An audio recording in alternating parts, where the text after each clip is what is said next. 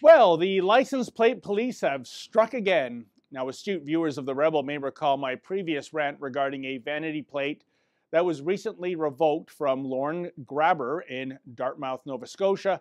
Mr. Grabber's plate depicts his own surname, Grabber, and he's owned that plate for 25 years, but one sensitive snowflake interpreted the plate to be a two-word command, grab her, and that person filed a complaint, and the province quickly grabbed the plate back from Mr. Grabber. You see, suddenly his family name is apparently too misogynistic for the roads of Nova Scotia. So what do the license plate police do for an encore? Well, consider the bizarre case of Nick Trawler of Winnipeg. Trawler is a big-time Trekkie. He's especially a fan of those alien badasses, the Borg. We are Borg. You will be assimilated. Now, since the Borg are all about assimilating other species, Trawler purchased an alphanumeric plate that reads Assimilate.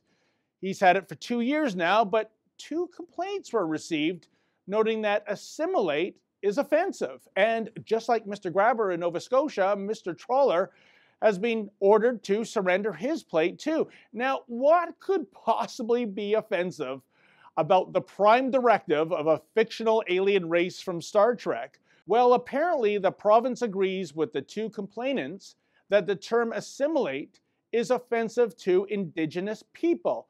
No, really.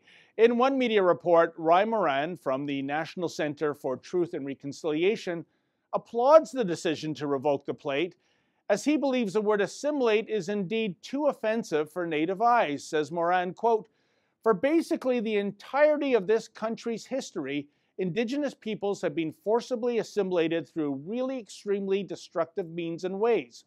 Words like assimilate, meant or not, have an actual impact on many people," end quote. Do they really? I mean, only 2 people complained. But here's the crux of the matter. Does the word assimilate on a vanity license plate truly affect the myriad issues natives must deal with in Canada today? And does the removal of that word solve any of those issues? I suspect the answer is no. It's just a word. And the context of that word was all about Trawler paying homage to a fictional alien race. It was never meant to be a commentary on native issues whatsoever. And by the way, is the government of Manitoba now going to get busy censoring Star Trek reruns that make mention of Borg assimilation?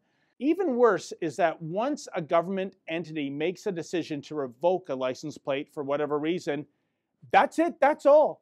There's no debate, there is no appeal process, there are no negotiations. Gee, now that I think of it, the Manitoba government is really living up to the slogan of the alien race Trawler is making reference to. Resistance is futile. Ay, ay, ay. Just set your phasers on stunned. For the Rebel.media, I'm David the Menzoid Menzies. Like what you just saw? Then click subscribe below and never miss another Rebel video.